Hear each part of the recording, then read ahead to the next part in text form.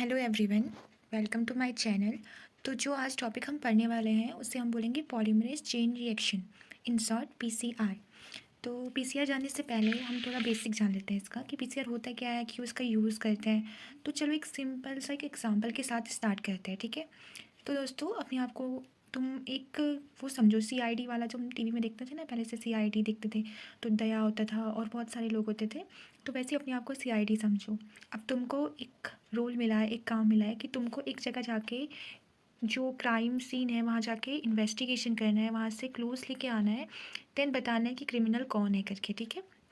तो अब देखो, अब तुम वहाँ गए, तुमने क्लूज़ देखा सारा कुछ, देन तुम्हें वहाँ पे क्या कुछ हेयर सैंपल्स मिले, कुछ ब्लड मिले। तो अब तुमने उसे इकट्ठा करके तुमने उसको लैब को दे दिया, ठीक है। अब लैब के पास जाएगा जब वो, अब क्योंकि वो जो हेयर सैंपल है वो काफ़ी छोटा है, बहुत कम अमाउंट में उसमें डीएनए है।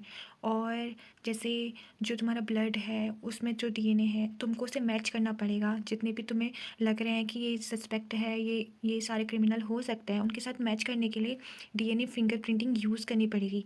तो उन चीज़ों को यूज़ करने से पहले तुम्हें ये नीड होगी कि जो तुम्हारे पास डीएनए सैंपल तुम्हें मिला है उनके थ्रू, उसको तुम क्या करो, एम्पलीफाई करो, इंक्रीज़ करो उसका अमाउंट, ताकि तुम डीएनए फिंगरप्रिंटिंग के थ्रू उनको क्रिमिनल के साथ, क्रिमिनल के जो बॉडी या डीएनए सैंपल है उसके साथ जो है इसको मिला सको। तो देखो, एक तो यहाँ पे यूज़ हो गया पीसीआर। अभी पीसीआर के बारे में हम डिटेल में जानेंगे, बस अभी हम थोड़ा बेसिक जान रहे हैं, ठीक है। और दूसरा दूसरा समझ लो, कहीं पे कोई स्पीसीज़ है जो सिर्फ उसी जगह मिलती है, ठीक है। जैसे बहुत सारे ऐसे स्पीसीज़, ऐसे एनिमल होते हैं जो एक ही कॉन्टिनेंट में मिलते हैं, वो दूसरी जगह नहीं मिलते हैं। ऐसी कुछ चीज़ें होती हैं। तो वैसे ही समझ लो कोई एक एनिमल है, तुम्हें उसके ऊपर रिसर्च करनी है, ठीक है। तुम्हें समझ लो तुम एक रिसर्चर हो, तुम्हें जानना है कि इसकी बॉडी क्या है, इसके बॉडी के अंदर कुछ चीज़ें तुम्हें देखनी है, किसी पे कुछ तुम्हें रिसर्च करनी है। तो अब जो तुम उसकी बॉडी से, अगर जैसे तुम्हें ब्लड में कुछ करना है, ब्लड के अंदर या सेल्स के अंदर कुछ करना है, तो तुमने उसके जो ब्लड सैंपल है या कोई भी सैंपल है, डीएनए सैंपल तुमने लिया। तो अब जैसे तुम्हें करना है वैसे ऐसा तो हो, ऐसे बहुत सारे लोग हो सकते हैं जिनको उसी एनिमल पे रिसर्च करना है। तो हम इतना सारा डीएनए उनके बॉडी से तो नहीं ले सकते हैं ना। तो हम क्या करेंगे, एक थोड़े से अमाउंट में हमने डीएनए लिया, देन हमने उसको एम्पलीफाई करके रख दिया, लाइब्रेरी क्रिएट करी। देन कभी भी अगर किसी रिसर्चर या साइंटिस्ट को रिसर्च करनी है या कुछ चेक करना है, तो उस डीन लाइब्रेरी से वो डाटा इकट्ठा कर सकता है। तो इस तरह से हम पीसीआर का यूज़ कर रहे हैं, ठीक है। तो अब थोड़ा बहुत तो तुम्हें समझ में आ ही गया होगा कि पीसीआर का यूज़ क्या होता है करके। तो अगर नहीं भी आया तो मैं बताती हूँ। पीसीआर का यूज़ जो है हम एम्पलीफाई करने के लिए करते हैं, यानी कि डीएनए को एम्पलीफाई करना। एम्पलीफाई मतलब होता है कि एक डीएनए की कॉपी से दो डीएनए की कॉपीज़ बनाना, ऐसे ऐसे करके बहुत ज़्यादा अमाउंट में कॉपीज़ बनाना, जितना हमें अपने रिसर्च के लिए चाहिए। अब ये जो एम्पलीफाई हम कर रहे हैं, इसका यूज़ भी तुमने थोड़ा थोड़ा समझ लिया कि जैसे कि कहीं पे अगर हमारे पास डीएनए सैंपल काफ़ी कम अमाउंट में है, तो अगर हम उस पर रिसर्च करना चाहते हैं, उस पर कुछ वर्क करना चाहते हैं, और ये वर्क, अच्छा ये आगे और डिटेल में हम समझेंगे कि ये टेम्प्रेरी ही, हम जब हमें वर्क करना होता है तभी हम पीसीआर का यूज़ करते हैं करके। तो हम ये धीरे धीरे समझेंगे कि ऐसा क्यों होता है करके, ठीक है। तो हमें एम्पलीफाई करना है एंड देन उससे उस चीज़ पे हमें रिसर्च करनी है। तो इसलिए हम पीसीआर का यूज़ करते हैं, ठीक है। और तो चलो अब हम इंट्रोडक्शन से स्टार्ट करते हैं अब। तो पॉलीमरेज चेन रिएक्शन, ठीक है। तो देखो, पॉलीमरेज चेन रिएक्शन में चेन रिएक्शन का मतलब क्या होता है। इसका मतलब ये है कि यहाँ पे जो नया डीएनए बनेगा वो टेम्पलेट की तरह वर्क करेगा नेक्स्ट पीसीआर साइकिल के लिए, जिसकी वजह से हम जितना चाहे उतना अमाउंट में अपने डिज़ायर्ड डीएनए को एम्पलीफाई कर सकते हैं। और यहाँ पे इस पूरी चेन रिएक्शन में जो यूज़ होगा एंजाइम, वो है पॉलीमरेज। तो पॉलीमरेज एक एंजाइम होता है जो कि इस पूरी चेन रिएक्शन में यूज़ होगा। इसको हम थोड़ा आगे आगे जितना आगे पढ़ेंगे तो उतना हमें डिटेल में समझ में आएगा। तो अभी हम स्टार्टिंग से कर रहे हैं, तो अगर जिसको समझ नहीं भी आ रहा है तो उसे धीरे धीरे चीज़ें समझ में आएगी, ठीक है। तो यही हमने यहाँ पे डेफिनेशन भी लिखी है कि a molecular biology technique used to amplify और make millions of copies of a specific DNA sequence in vitro. अच्छा, यहाँ पे इन विट्रो लिखा है। इन विट्रो का मतलब होता है कि बॉडी से बाहर की जा रही है, यानी कि ये जो टेक्निक हम यूज़ कर रहे हैं इसको हम बॉडी से बाहर परफॉर्म कर रहे हैं, बॉडी के अंदर नहीं हो रहा। अगर बॉडी के अंदर अगर ये पूरा एक्सपेरिमेंट या टेक्निक अगर यूज़ की जाती तो उसको हम इन वीवो बोलते हैं। वीवो मतलब बॉडी के अंदर, और इन विट्रो मतलब होता है बाहर। बाहर यानी कि लैब में करना, ठीक है। तो इसको कभी कभी जो है ना सेल फ्री क्लोनिंग भी बोल देते हैं हम लोग। सेल फ्री इसलिए बोलते हैं क्योंकि सेल की नीड नहीं है। हम डीएनए को हमने लिया, देन हमने उसको एम्पलीफाई करा, उसको थर्मल साइक्लर की हेल्प से। तो ये आगे को हम देखेंगे कि कैसे थर्मल साइक्लर का यूज़ करते हैं और किस तरह से एम्पलीफाई किया जाता है डीएनए, ठीक है। तो ये हमने देख लिया। देन अब हम देखते हैं why was PCR needed, cloning versus PCR. तो देखो क्या है, अब ये जो पीसीआर जब इन्वेंट हुआ था, उससे काफ़ी टाइम पहले जो है जीन क्लोनिंग टेक्निक को यूज़ करने लगे थे बहुत सारे रिसर्चर साइंटिस्ट, ठीक है। अब जीन क्लोनिंग में क्या करते थे, वो क्या करते थे, रेस्ट्रिक्शन एंजाइम की हेल्प से क्या करते थे, एक कोई जो तुम्हें डीएनए पे तुम्हें वर्क करना है, जिसको एम्पलीफाई करना चाहते हो, उस पर कट लगाते थे। देन हम एक वेक्टर लेते थे, उसमें भी रिस्ट्रिक्शन एंजाइम के थ्रू जो है कट लगाते थे। देन हम क्या करते थे, उसके अंदर अपने जीन ऑफ इंटरेस्ट को डालते थे, फिर उसको लाइगेट करते थे, देन उसको लेके सीधे बैक्टीरिया के अंदर या किसी होस्ट के अंदर डाल देते थे। देन उसके बाद धीरे धीरे जैसे जैसे बैक्टीरिया ग्रो करते रहते थे, डिवाइड होते रहते थे, वैसे वैसे हमारा जो जीन ऑफ इंटरेस्ट है वो भी ग्रो होता था, वो भी डिवाइड होता था। और ऐसे ऐसे करके जब वो हमें जितना अमाउंट में हमें चाहिए उतने अमाउंट पे जब हमें वो मिल जाता था जीन ऑफ इंटरेस्ट, तो हम उसको एक्सट्रैक्ट कर लेते थे। तो देखो ये टेक्निक तो बहुत अच्छी है कि हमने उसको किसी सेल के अंदर डाला, किसी वेक्टर के अंदर डाला, देन वेक्टर के अंदर से जब जब ये वेक्टर जो है हम होस्ट में डालते हैं, देन होस्ट जो है डिवाइड कर रहा है, ग्रो कर रहा है, तो जितना चाहिए उतना अमाउंट में इसको निकाल ले रहे हैं। ये तो अच्छा है, लेकिन देखो इसमें कितना रेगुलेशन करना पड़ता होगा, क्योंकि देखो अगर जो जो तुम डीएनए डाल रहे हो उसके अंदर, जीन ऑफ इंटरेस्ट डाल रहे हो, ज़रूरी तो नहीं कि वेक्टर उसके साथ अटैच हो पा रहा है करके। अगर चलो ठीक है वेक्टर के साथ अगर वो अटैच भी हो गया है, लेकिन आगे चल के जब तुमने उसको होस्ट के अंदर डाला, तो होस्ट में भी तो बहुत सारे अलग अलग वेक्टर भी हो सकता है। या फिर ऐसा भी हो सकता है कि होस्ट की बॉडी ने जो है इसको अपने अंदर परफॉर्म ही नहीं करने दिया, ग्रो ही नहीं करने दिया, उसको कट कर दिया। उसके अंदर भी तो जैसे ई कोलाई है या कोई और होस्ट है, उसके अंदर भी तो कुछ रिस्ट्रिक्शन एंजाइम्स होंगे जो इनको कट करते होंगे। जो जैसे हमारी बॉडी एग्जाम्पल, हमारी बॉडी में जैसे कि अगर कोई एंटीजन आता है, कुछ वायरस वगैरह हमारी बॉडी के अंदर जाता है, तो हमारी बॉडी के अंदर क्या होता है, इम्यून सेल्स होते हैं या और चीज़ें होती हैं, वो क्या करती हैं, वो उनको हमारी बॉडी से बाहर निकालने की कोशिश करती है। तो वैसे होस्ट के अंदर भी तो ऐसी कुछ प्रोसेस होंगी ना, जो उसको बाहर निकाले या उसे कट कर दे, उसको पहचाने की यार ये हमारी बॉडी का नहीं है, ये बाहर का है, तो इसको कट करके बाहर निकालो। तो इसमें भी दिक्कत है। उसके अलावा इसमें क्या है, रेगुलेट करते रहना पड़ता है, मैनुअली देखना पड़ता है, चेक करते रहना पड़ता है। फिर उतना टाइम रुकना पड़ता है कि जब तक वो ग्रो नहीं होता है होस्ट के अंदर। जब वो होस्ट के अंदर ग्रो भी हो गया, फिर उसको एक्सट्रैक्ट करने के टाइम पे भी जो है टाइम ज़्यादा कंज्यूम होता है, उतना लेबर लगता है। तो ये जो प्रोसेस है, और फिर रिस्ट्रिक्शन एंजाइम्स वगैरह इनकी डिमांड है बहुत सारी चीज़ों की, वैक्टर की, इन सब पे बहुत खर्चा भी हो जाता है, ठीक है। तो इस वजह से जो है क्लोनिंग टेक्निक अच्छी है। बहुत सारी चीज़ों में क्लोनिंग टेक्निक अभी भी यूज़ करी जाती है जहाँ पे पीसीआर परफॉर्म नहीं हो सकता है। और ये जो है, लेकिन हाँ, क्लोनिंग टेक्निक को हम क्या बोलते हैं, सेल बेस्ड टेक्निक बोलते हैं, क्योंकि सेल का तो यूज़ हो रहा है ना यहाँ पे। लेकिन जो पीसीआर है उसको सेल फ्री क्लोनिंग बोलते हैं, क्योंकि यहाँ पे सेल की ज़रूरत ही नहीं है, सिर्फ डीएनए को कॉपी करना है। तो ये सारा चीज़ जो है क्लोनिंग टेक्निक का मैंने बताया कि ये चीज़ें थी और ये प्रॉब्लम इसके साथ हुई। तो फिर आया पीसीआर। पीसीआर जब इन्वेंट हुआ था, उस टाइम पे जो पीसीआर के मशीन्स होते थे वो बहुत बड़े बड़े बड़े होते थे। दैन वहाँ पे बहुत हीट करना पड़ता था, कभी उसे कूल करना पड़ता था, और मैनुअली चेक करना पड़ता था, लेबर लगते थे, बहुत महंगा था, बहुत टाइम टेकिंग था। लेकिन धीरे धीरे जैसे जैसे टाइम आगे बढ़ता रहा, तो पीसीआर मशीन जो है धीरे धीरे करके छोटी छोटी छोटी होती रही, और अलग अलग चीज़ों के लिए भी यूज़ होने लगी। जब हम इसके टाइप्स पढ़ेंगे ना, तो हमें और डिटेल में समझ में आएगा कि इसका यूज़ जो है पीसीआर मशीन का अब हम अलग अलग वे में भी कर पाते हैं, और अलग अलग चीज़ों से हम इसका इसका यूज़ ले पाते हैं।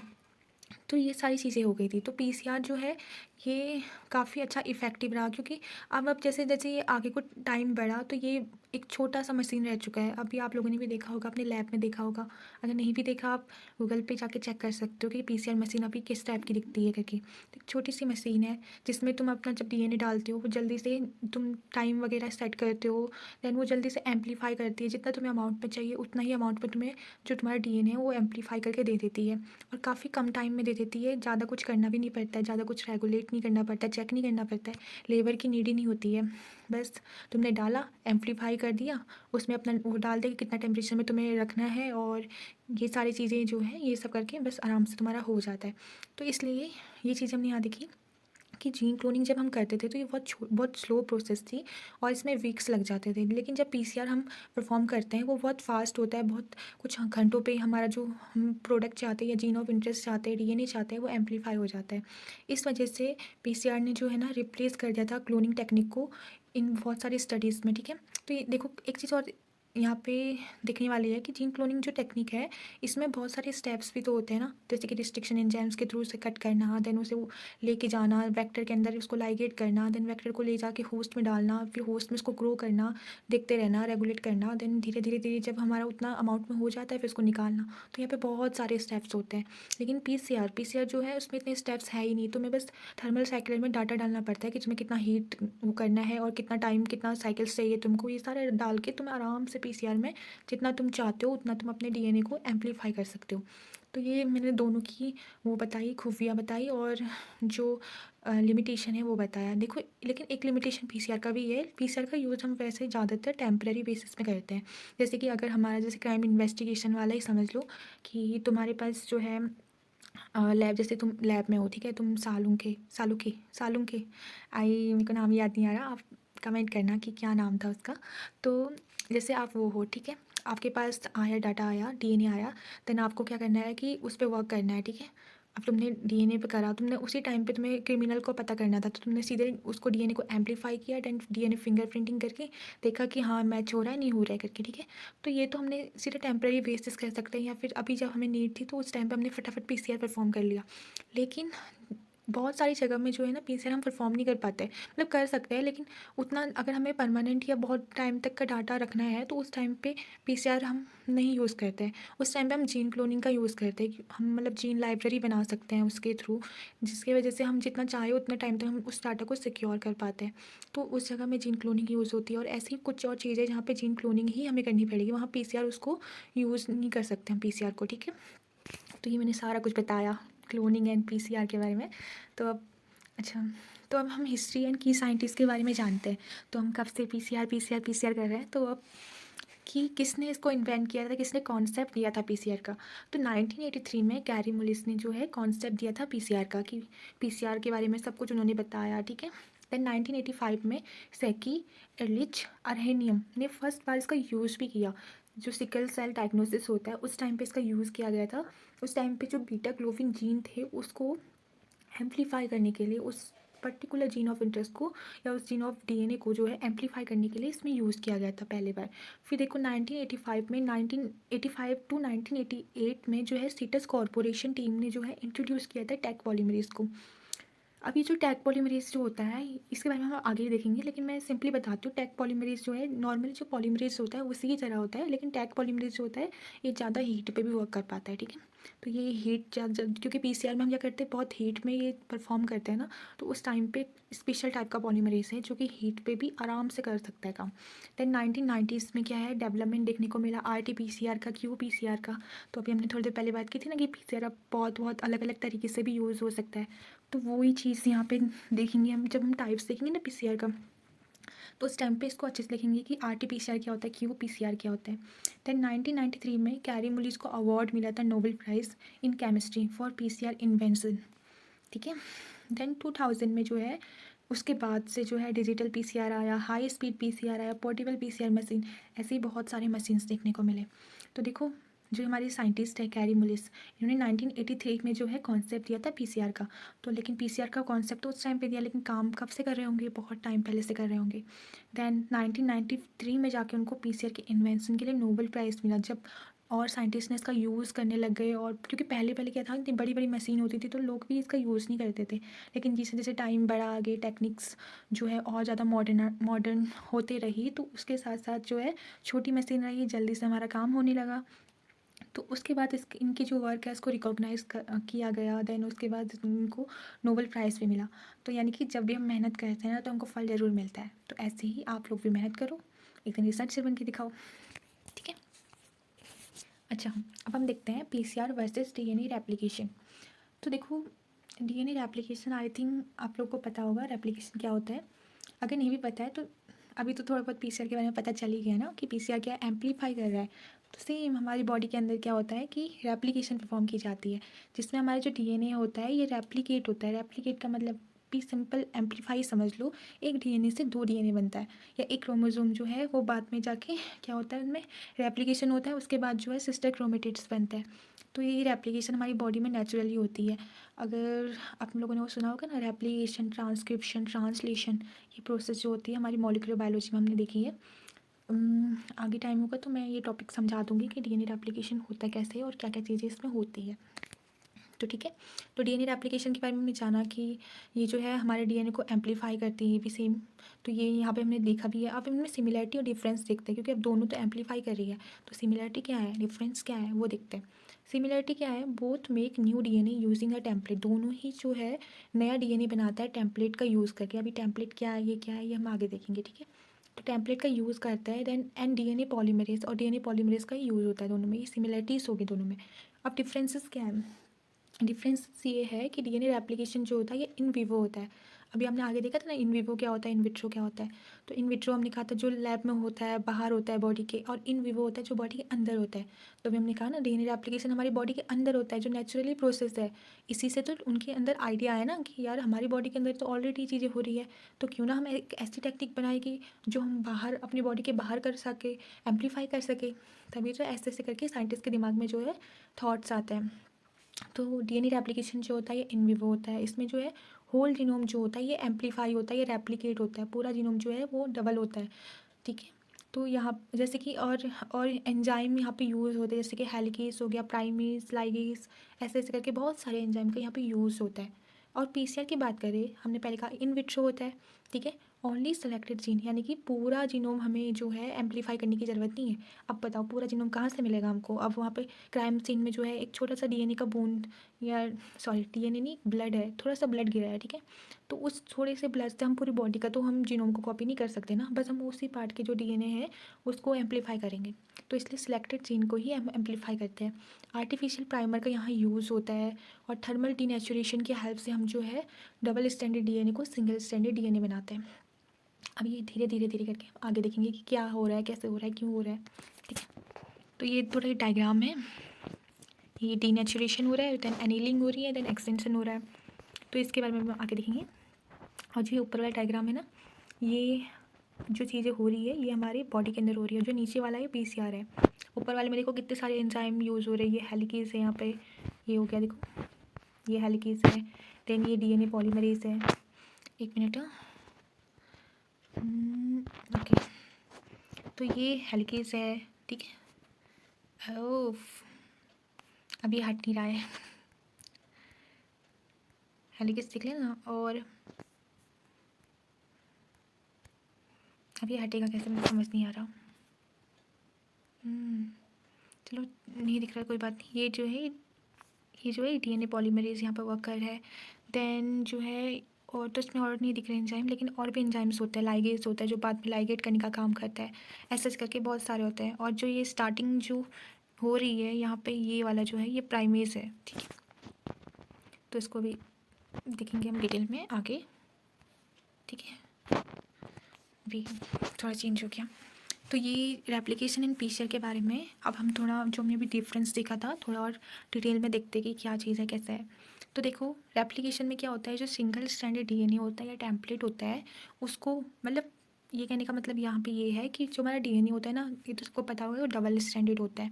तो जो डबल स्टैंडर्ड डीएनए होता है इसको अगर हमें सिंगल स्टैंडर्ड करना है, क्योंकि अब अगर हमें उस पर रेप्लिकेशन परफॉर्म करना है तो जो डबल बॉन्ड है उसको सिंगल बनाना पड़ेगा, तभी जाके आगे प्राइमर जो है वो वहाँ पे जाके लाइगेट हो पाएगा, देन आगे को परफॉर्म हो पाएगा, डबल कर सकेंगे हम डीएनए को। तो सबसे पहले क्या है, सिंगल स्टैंडर्ड डीएनए बनाने के लिए यहाँ पर एप्लीकेशन के टाइम पे हेलिकेस का यूज़ होता है। हेलिकेस क्या करता है, जो डबल स्टैंडर्ड डीएनए है उनके बीच के जो हाइड्रोजन बॉन्ड होते हैं उनको हटाता है, उनको रिमूव करता है, देन उसको ओपन करता है डीएनए को।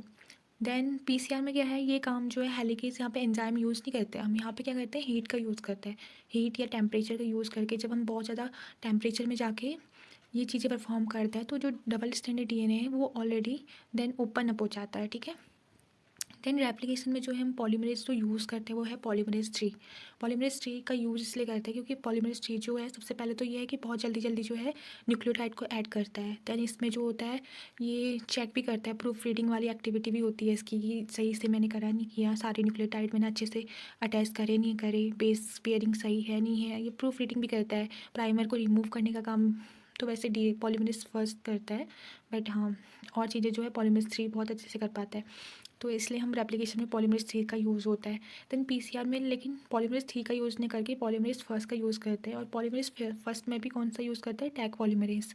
टैग पॉलीमरेज जो होता है इसके बारे में आगे हमने पहले भी जाना है और आगे हम और डिटेल में जानेंगे कि टैग पॉलीमरेज होता क्या है, ठीक है। तो यहाँ पे जो है जो टैग पॉलीमरेज है इसका यूज़ होता है, अभी हम इतना देखते हैं, आगे पढ़ेंगे इसको। देन डीएनटीपीस की बात करते हैं। डीएनटीपीस यानी न्यूक्लियोटाइड की बात कर रहे हैं हम। रेप्लिकेशन में जो है न्यूक्लियस के अंदर डीएनटीपीस होते हैं और वही यूज़ किए जाते हैं। लेकिन पीसीआर के टाइम पे जो है हम एक्सटर्नल बाहर से प्रोवाइड करते हैं पीसीआर के लिए। देन हम मैग्नीशियम आयन की बात करें, रेप्लिकेशन में जो है न्यूक्लियस के अंदर प्रेजेंट होते हैं। अब पीसीआर के टाइम पे जो है हम इसको एक्सटर्नली प्रोवाइड कराते हैं।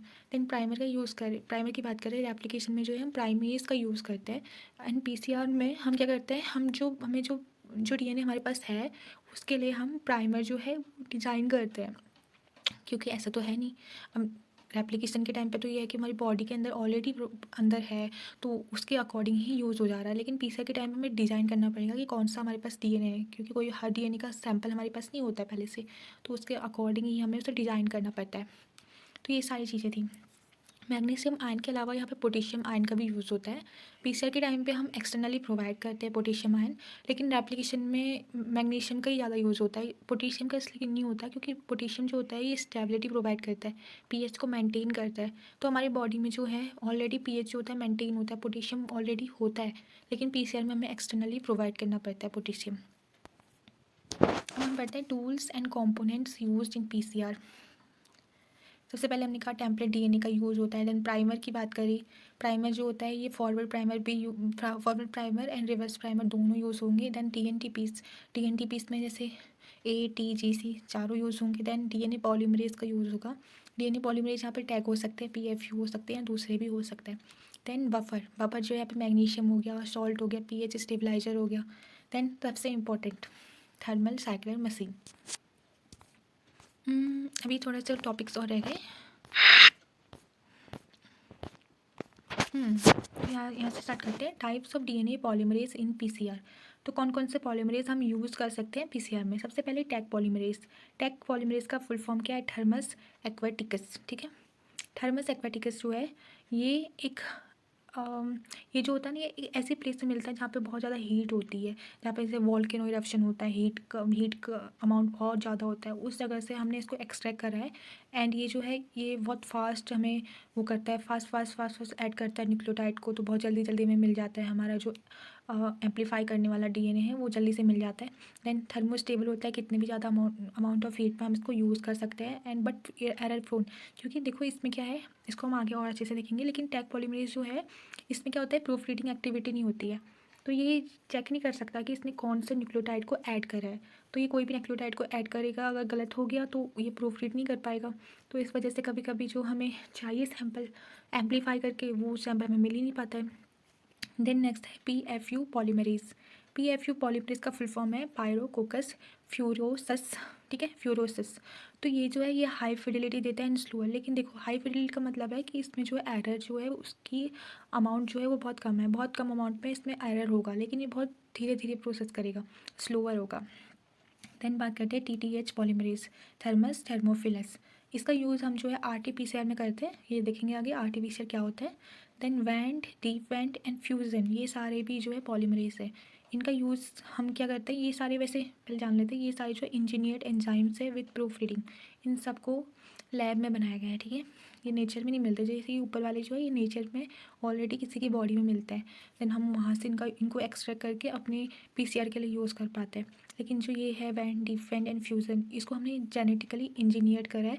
इनको हमने इनके अंदर प्रूफ रीडिंग डाली, ये फास्ट कर सकते हैं, लेकिन ये जो है बहुत महंगे होते हैं, बहुत एक्सपेंसिव होते हैं, ठीक है।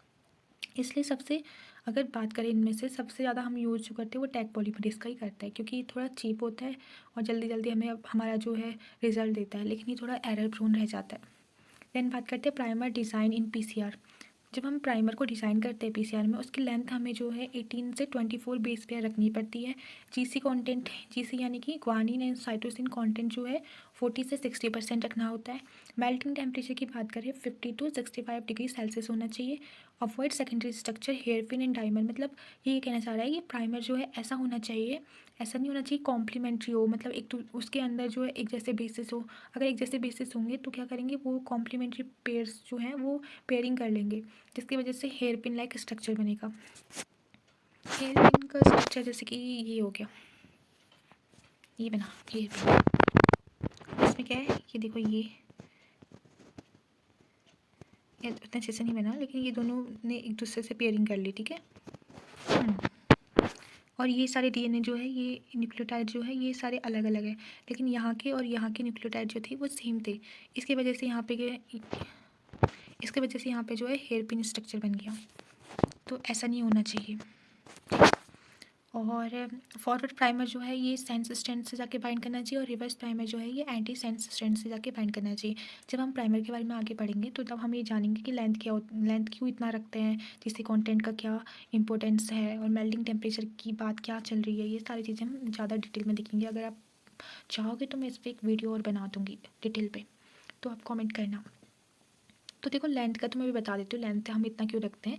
18 से 24 बेस पर इसलिए रखते हैं क्योंकि देखो ज़्यादा अगर बड़ी लेंथ होगी तो वो भी प्रॉब्लम करेगी, क्योंकि ज़्यादा बड़ी लेंथ होगी तो ऐसे बहुत सारे न्यूक्लियोटाइड हो सकते हैं जो कि कॉम्प्लीमेंट्री हो, तो वो क्या करेगा, तो जो प्राइमर है वो आपस में ही बाइंड हो जाएगा। इस वजह से ज़्यादा बड़ी लेंथ हम रख नहीं सकते हैं।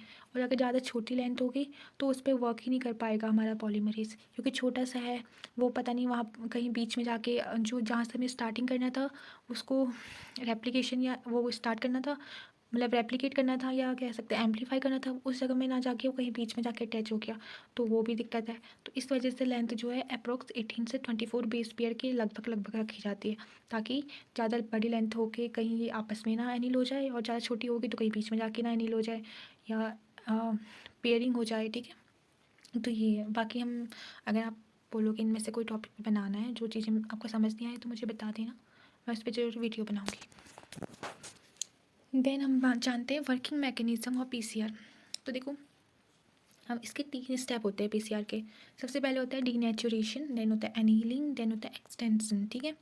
डीनेचुरेशन जो है 94 से लेकर 98 डिग्री सेल्सियस में परफॉर्म किया जाता है। इसमें जो डबल स्टैंडर्ड डीएनए होता है ना, ये आ जाके सेपरेट हो जाता है। देन होता है एनीलिंग जो होता है 50 से लेकर 65 डिग्री सेल्सियस पे परफॉर्म किया जाता है। इसमें क्या होता है, जो प्राइमर जो होते हैं ना वो जाके बाइंड हो जाता है टेम्पलेट डीएनए के साथ। देन हम एक्सटेंशन की बात करते हैं। एक्सटेंशन जो है 72 डिग्री सेल्सियस में परफॉर्म किया जाता है। इसमें क्या होता है, जो टैग पॉलीमरेज होते हैं ना, ये धीरे धीरे जितने भी न्यूक्लियोटाइड्स होते हैं, डीएनटीपीस होते हैं, उनको ऐड करना स्टार्ट करते हैं। इस वजह से जितने भी एक साइकिल में जो है ये डीएनए जो होता है वो डबल हो जाता है, ठीक है। तो यहाँ पे देखो एक वो भी लिखा है, डाटा भी लिखा है कि अगर हम 30 साइकिल परफॉर्म करते हैं तो 1 बिलियन से ज़्यादा हम कॉपीज़ बना सकते हैं, ठीक है। अब अपने डायग्राम के थ्रू देखते हैं। तो देखो सबसे पहले ऊपर एक मिनट। तो देखो सबसे पहले ये है डीएनए सैंपल। देन ये डीएनए सैंपल हमने क्या करा, सेपरेट करा, एक ऊपर एक नीचे। तो ये दोनों को सेपरेट किसके थ्रू किया, डीनेचुरेशन के थ्रू, ठीक है। डीनेचुरेशन ये रहा। तो इतने हीट में 95 डिग्री सेल्सियस में हमने क्या किया, ये दोनों स्ट्रैंड को सेपरेट किया। अब जो नॉर्मल पॉलीमरेज है, अब जैसे हमारी बॉडी है, हमारी बॉडी जो है इतना टेम्परेचर तो होता नहीं है उसके अंदर, तो इतने टेम्परेचर पे वर्क करने वाले पॉलीमरेज भी नहीं होंगे। लेकिन ये जो पॉलीमरेज है, ये जो हमने यूज़ किया टैग पॉलीमरेज, ये जो है ऐसी जगह में मिलता है जहाँ पे बहुत हीट होती है। तो ये जो टैग पॉलीमरेज है इतनी ज़्यादा हीट पे वर्क कर सकता है। इस वजह से जैसे डीनेचुरेशन में हमने इनको सेपरेट किया। अब आया एनीलिंग में क्या है, एनीलिंग में जाके हम डीएनए पॉलीमरेज का यूज़ करेंगे। एनीलिंग में हम थोड़ा टेम्परेचर कम रखेंगे, 55 डिग्री से सेल्सियस से थोड़ा ज़्यादा हो सकता है, लगभग। देन हमने न्यूक्लियोटाइड्स पे इसी टाइम ऐड करा। तो देखो हमने यहाँ पे पहले प्राइमर, मतलब एनीलिंग वाले प्रोसेस में हम primer, DNA polymerase and nucleotide तीनों को ऐड कर देंगे। तो हमने तीनों को ऐड कर दिया यहाँ पे। अब यहाँ पे देखो ये रहा हमारा प्राइमर। देन ये जो है आगे को यहाँ पे न्यूक्लियोटाइड स्टार्ट होंगे ऐड होने, एंड यहाँ पे ये वाला जो हमारा है, ये वाला पॉलीमरेज, ठीक है। तो फिर से देखते हैं। तो ये रहा हमारा प्राइमर, ठीक है। और ये यहाँ पे न्यूक्लियोटाइड आगे को ऐड होना स्टार्ट करेंगे, और ये जो है ये हमारा पॉलीमरेज है, ठीक है। तो अब देखो इनकी जो न्यूक्लियोटाइड्स यहाँ पे जो प्राइमरी है अपने अपने जो जहाँ पे इनके कॉम्प्लीमेंट्री बेस थे वहाँ जाके अटैच हो गए। अब अटैच हो गए, अब ये न्यूक्लियोटाइड को ऐड करना स्टार्ट करेंगे यहाँ से, ठीक है। आगे को स्टार्ट करेंगे, ये वाला जो है ये आगे को करेगा, ये वहाँ को करेगा। अब इनमें से एक जो प्राइमर होता है वो फॉरवर्ड होता है, और एक जो होता है वो जो होता है वो फॉरवर्ड एंड रिवर्स होता है, ठीक है। तो जो ऊपर वाला है ये फॉरवर्ड है, नीचे वाला जो है रिवर्स है, ठीक है। इस वाले में थोड़ा मैं कंफ्यूज हूँ, इसको मैं थोड़ा फिर बाद में मैं कमेंट कर दूँगी कौन सा रिवर्स है एंड कौन सा फॉरवर्ड है, ठीक है। देन यहाँ पे पॉलीमरेज अपना काम करना स्टार्ट करता है, वो जल्दी जल्दी से न्यूक्लियोटाइड को लेता है और एंड जाके प्राइमर के साथ आगे को वहाँ से स्टार्ट कर देता है प्रोसेस को। देन उसके बाद जो है ये देखो, हमारे पास पहले एक डीएनए था, उसको हमने सेपरेट किया था। देन यहाँ पे देखो 2 डीएनए बन गए हमारे पास। तो इसके थ्रू हमारा जो है एक डीएनए को हमने एम्पलीफाई करके 2 डीएनए बना दिया, ठीक है। तो ये सारी चीज़ें थी। तो thank you friends, like, subscribe, bell icon, share. आपको वीडियो अच्छी लगी हो तो कमेंट करना। और ये मेरा वैसे पहला वीडियो था, तो आई थिंक मैं इतना अच्छे से एक्सप्लेन नहीं कर पाई कि क्या चीज़ है क्या नहीं है, थोड़ा हेजिस्टेट कर रही। लेकिन आई थिंक धीरे धीरे धीरे करके मैं बहुत अच्छा परफॉर्म करूँ। और ये जो जितने भी मैंने डाटास लिए हैं, तो ये मैंने बहुत अलग अलग सोर्सेज से लिए हैं। आप सब भी देख सकते हो, गूगल वगैरह से आप चेक कर लेना। और अगर कोई भी चीज़ मैंने गलत बताई है तो आप कमेंट करके मुझे बताना कि हाँ तुमने ये चीज़ गलत बताई है, तो मैं उसको आगे जाके सुधारूँगी, ठीक है। और थैंक यू फॉर वॉचिंग, देखने के लिए। और हो सके तो प्लीज़ सब्सक्राइब करना, लाइक करना। Thank you.